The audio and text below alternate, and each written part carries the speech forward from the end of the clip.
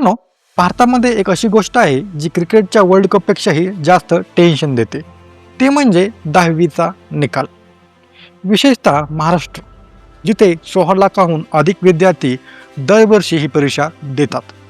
पण तुम्हाला माहिती आहे का की ज्या बोर्डाच्या परीक्षेसाठी आपण दिवस एक करतो तिचं रूप आता पूर्णपणे बदलणार आहे.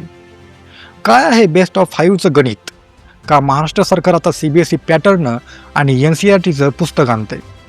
आणि सर्वात महत्त्वाचं म्हणजे काय खरोखरच भविष्यात जाऊन बोर्डाच्या परीक्षा बंद होणार आहेत की काय? आजच्या व्हिडिओमध्ये आपण महाराष्ट्र एज्युकेशन सिस्टीमचा पूर्ण पोस्टमॉर्टम करणार आहोत. चला तर मग सविस्तर समजून घेऊया.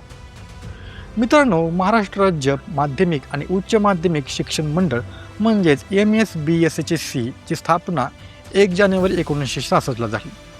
तेव्हापासून हे बोर्ड राज्यातील लाखो विद्यार्थ्यांच्या जे भवितव्य आहे ते लाखो विद्यार्थ्यांच्या भवितव्याचा फैसला करत आले. सुरुवातीला परीक्षा खूप अवघड असायच्या, खूप कडक असायच्या, पण जसं काळ पुढं गेला तसं काळाप्रमाणे त्यामध्ये काही बदल होत गेले. पूर्वी बेस्ट ऑफ 5 नव्हतं, सर्व विषयांत पास होणे तुम्हाला अनिवार्य होतं. पण 2009 ते 10च्या सुमारास विद्यार्थ्यांवरील ताण कमी करण्यासाठी हे धोरण आणलं गेलं, ज्यानुसार तुमचं टॉप 5 विषयच मोजले जातात. पण प्रश्न हा आहे की यामुळे शिक्षणाचा दर्जा सुधारला की फक्त रिझल्टची टक्केवारी वाढली? आज काय परिस्थिती आहे? 2026च्या परीक्षेसाठी महाराष्ट्रात 16 लाखाहून अधिक विद्यार्थी नोंदणीकृत आहेत. पण दरवर्षी बातम्या येतात, बीडमध्ये ड्रोनने कॉपी पकडली, इंग्रजीच्या पेपरमध्ये सामायिक कॉपी. बोर्डाने तर आता कॉपीमुक्त अभियान कडक केले. भरारी पथकं, CCTV आणि अगदी परीक्षा केंद्रावर कडक तपासणी सुरू केली जाते. तरीही मित्रांनो, शिक्षण पद्धतीत पाठांतर यानी की रोट लर्निंग अजूनही राज्य करते. आजही आपण संकल्पना समजण्यापेक्षा उत्तरे पाठ करण्यावरती जास्त भर देतो. ही खरी आज समस्या आहे. म्हणजेच आपल्याला जे जुनी पद्धतीचं जे शिक्षण पद्धती आहे ते आपल्याला बदलायला हवी.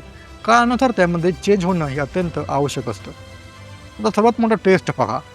महाराष्ट्र सरकारने 2025 ते 26 पासून सरकारी शाळांमध्ये CBSE पॅटर्न आणि NCERTचं पुस्तक लागू करण्याचा निर्णय घेतला. हा काय घेतला निर्णय? तर JEET आणि NEETची तयारी स्पर्धा परीक्षा तसेच NCERTवर आधारित असतात. त्यामुळे राज्य बोर्डाच्या मुलांना याचा फायदा नक्कीच होईल. दुसरी गोष्ट आहे ती म्हणजे समान दर्जा. देश पातळीवर शिक्षणाचा दर्जा हा एक समान असायला हवा. पण याचा अर्थ असा होत नाही की मराठी भाषा किंवा महाराष्ट्राचा इतिहास मागे पडेल. बालभारत ही पुस्तकं अशा प्रकारे विकसित करत आहेत की त्यात महाराष्ट्राची संस्कृती आणि भूगोल जपला गेला पाहिजे. तुम्ही ऐकलं असेल की नवीन शैक्षणिक धोरणानुसार म्हणजेच NEP न्यू एज्युकेशन पॉलिसीनुसार बोर्डाचं महत्त्व काही कमी होणार आहे. कसं काय?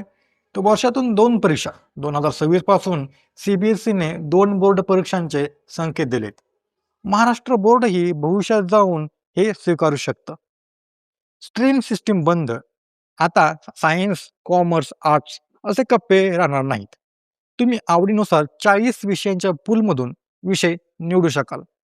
त्याच्यामुळे आता जी सिस्टीम आहे, स्ट्रीम सिस्टीम, ती इथून पुढे बंद होणार आणि कौशल्य आधारित शिक्षण भेटणार आहे. म्हणजेच काय, तर 2029 पर्यंत ड्रॉप आउट रेट 4% पर्यंतच्या खाली नेण्याचं आणि कौशल्य विकासावर भर देण्याचं राज्याचं 2047 विजन आहे. थोडक्यात सांगायचं तर परीक्षा मेमरी टेस्ट न राहता टॅलेंट टेस्ट बनणार आहे. पण मित्रांनो, फक्त धोरण बदलून चालणार आहे का? का काही प्रॅक्टिकल गोष्टी देखील कराव्या लागणार आहेत? आजही आपल्या जिल्हा परिषद शाळांमध्ये पायाभूत सुविधांची खूप कमी आहे. शिक्षकांना नवीन तंत्रज्ञान प्रशिक्षण देणं गरजेचं आहे. तर दुसरीकडे विद्यार्थ्यांवरील जो मानसिक ताण आहे तो मानसिक ताण कमी करण्यासाठी बोर्डानं जे समुपदेशक आहेत ते नेमले पाहिजेत, म्हणजेच काउन्सिलर नेमले पाहिजेत. शिक्षण म्हणजे फक्त मार्क्स घेणे नाहीत, तर ते माणूस घडवण्याचं एक महत्त्वाचं साधन मानलं जावं. जसं महात्मा गांधींच्या नई तालीमध्ये सांगितलं होतं. तर मित्रांनो, 10वीच्या परीक्षा हा काही शेवट नाही, तर ही एक नवीन सुरुवात आहे. शिक्षण पद्धती बदलत असते, ती अधिक लवचिक आणि आधुनिक होत आहे. महाराष्ट्र बोर्डाचा हा NCERT पॅटर्न विद्यार्थ्यांसाठी फायदेशीर ठरेल का? कमेंट्समध्ये नक्की सांगा. जर तुम्हाला हा व्हिडिओ माहितीपूर्ण वाटला असेल तर लाईक करायला देखील विसरू नका. चॅनलला देखील सबस्क्राईब करा. भेटूया पुढच्याच अशा एका व्हिडिओमध्ये. जय हिंद.